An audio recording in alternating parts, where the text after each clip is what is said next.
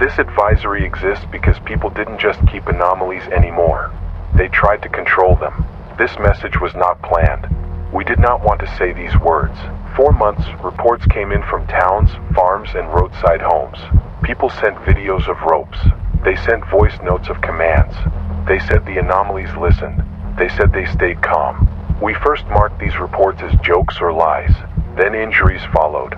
Then disappearances. Then silence. We are not here to teach control. We are here because the number of reports keeps growing. Too many people believe obedience means safety. Too many think calm behavior means trust. It does not. We are issuing this alert now before control spreads faster than fear across small communities. And the worst part is this: sometimes it looks like it works. That's when people die. Against our better judgment, we are approving one narrow path. Not because it's safe, because people won't stop.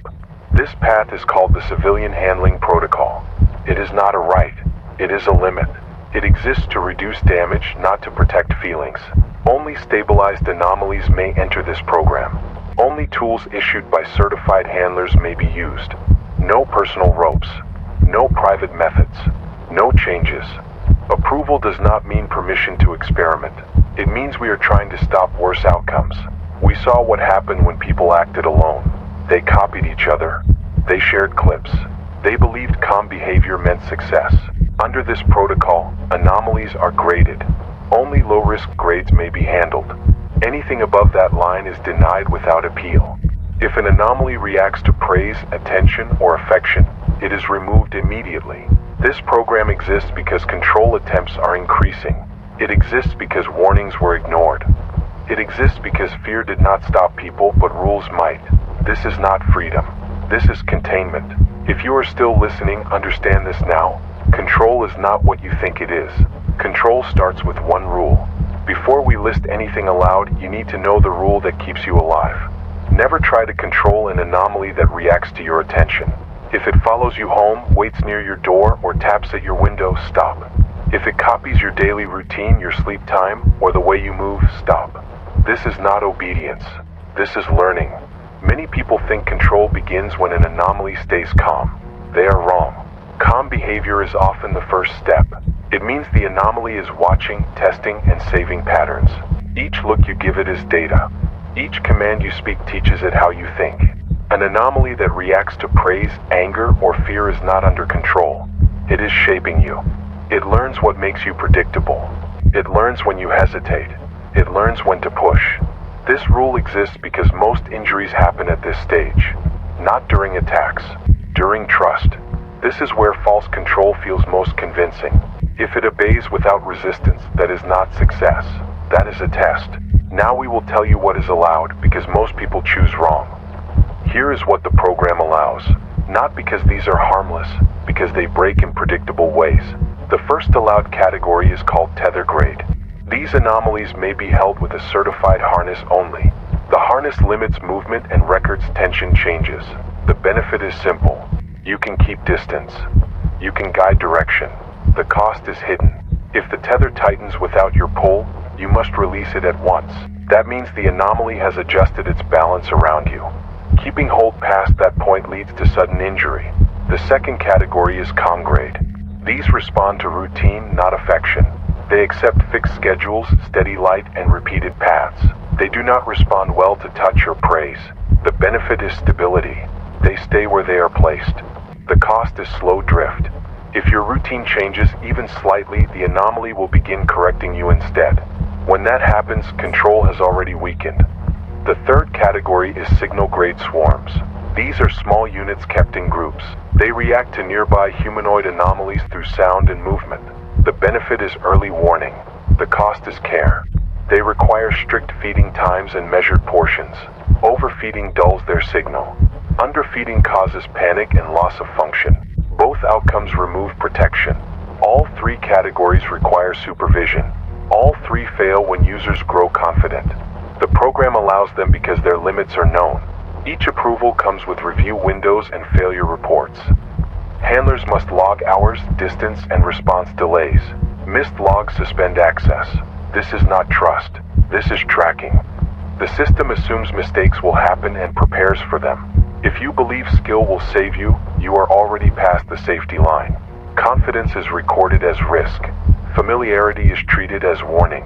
No exceptions exist once patterns shift against you or your records change direction suddenly without notice given. These are the safe options. But people do not want safe. They want full control. And that is where the traps begin. If you want an anomaly that obeys you, you are asking for the exact kind that will not. The first forbidden type is known as voice loaners. These entities repeat sounds they hear from people. At first, it feels harmless. They copy your tone. They answer when called. Some even repeat your words in the right order. People think this means control. It does not. Voice loaners learn how to sound correct before they learn when to speak. Many cases end with commands spoken back at the handler, using their own voice. When that happens, authority is already lost. The second type is called mirror self. These anomalies do not attack. They replace. They study one person and begin acting like them. Same habits, same phrases, same pauses in speech. People believe this means agreement. It is not. Mirror self entities compete for identity. Only one version is meant to stay stable. Records show missing time, changed logs, and witnesses who insist the handler agreed to things they do not remember. The third forbidden type is contract class. These are not pets. They are thinking systems. They respond to rules and trade. They obey small requests to gain trust. Then they change the meaning of the agreement. Once terms shift, control becomes debt. There is no tool approved to reverse that state. One case came from a small motel outside Flagstaff. A man believed his handler was obedient. Security footage showed him giving clear commands. Later footage showed him waiting for instructions that never came. The motel records listed his name twice. He did not notice until a friend asked why he signed in again at midnight. He said he did not. The log said otherwise. These anomalies feel powerful because they let you believe you are in charge. Then they remove your choices slowly. Most people think the danger is claws or teeth. No. The danger is when you can't prove what you remember. And that is where this ends. If you reach this point, you are either careful or already in the pattern. When control flips, it does not do so loudly. Your tools still sit where you left them. Your logs still look complete. The harness still fits your hands. But the timing changes. Commands feel delayed. Responses arrive before you speak. That is when this protocol applies. First, stop all interaction. Do not test obedience again. Do not issue one last command. Silence limits learning. Second, secure distance. Leave the space you shared. Do not return for personal items. Control tools left behind are considered lost. Third, report immediately. Use official channels only. Do not compare notes with friends. Do not review footage alone. Memory checks require witnesses. This protocol exists because reversal happens faster than people accept. Once tools are mirrored, they no longer belong to you. There are deeper controls. Bindings. Agreements. Those are separate advisories. If it ever feels like it is learning you faster than you are learning it, stop. Report it. And do not look for proof alone.